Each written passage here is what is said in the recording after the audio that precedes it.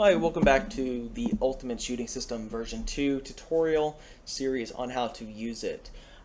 This one I'm going to go over just the general variables. This probably will be a shorter video. So each variable represents one or two things, either its asset and its scale. So it'll tell you, also if you hover over each one like all the other variables, it'll tell you what they do. I have put a tooltip on everything, so just hover over the text and it'll tell you what it does. So these right here respond to the muzzle. Okay, so the muzzle flash is a Niagara system. The muzzle scale is the Niagara system. And also, if you are having trouble with that scale working, make sure you go into properties and choose local space on the system. If you don't do that, it won't work. So by default, I think I had it off. So just keep that in mind. Then this will work if you set this to local space. Okay, so muzzle sound, that is just a sound cue. It has to be a cue. It's not a, I believe it has to be a cue. Actually, no, I did not make it a cue. You can use normal sounds, but I recommend using cues because you can do attenuation, max concurrency, and stuff like that. So the next thing is auto destroy particles. As it sounds, it'll destroy the particles automatically. The only reason you may not want this is like if you have like fire or something and you want to like propagate. So if you don't have that, it's just like a normal explosion, then auto destroy these. The camera shake is a camera shake. It uses the base camera shake class, so it will be able to get all the different camera shakes. So you'll have to make one of those yourself. It does come with one in it, but I recommend making your own. The impact camera shake, what this is whenever a bullet hits something, it will play a camera shake. Okay, so let me see here. So in order to use this, if you're not using physical materials, you'll see default. If you are using physical materials, you'll see your physical materials. And so what you can do is you can have camera shakes on some stuff and camera shakes not on others. So like if you're hitting like concrete, right, you may not want camera shakes, or like, I don't know, it's up to you.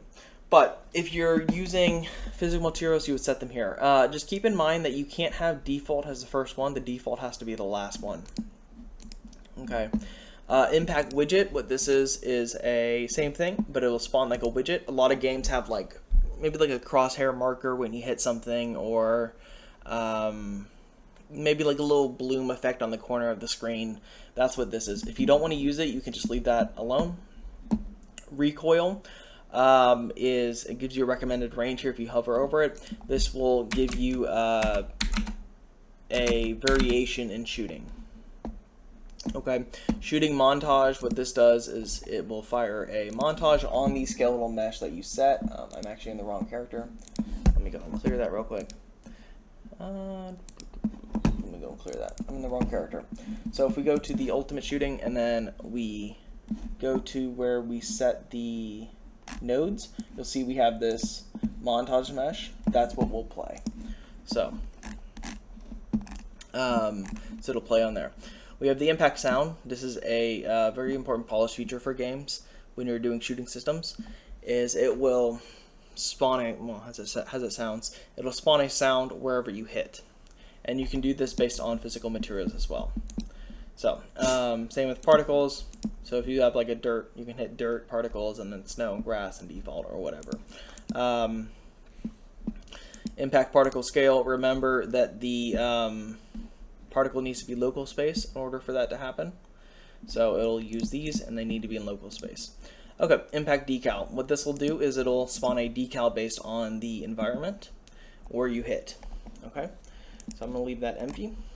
Decal size will change the size of it as well. If you see, look over here, it says only change Y and Z values.